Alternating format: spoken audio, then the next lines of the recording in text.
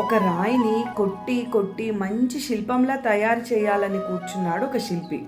ఆ దెబ్బలు తట్టుకోలేక నా వల్ల కాదని వద్దంది ఆ రాయి.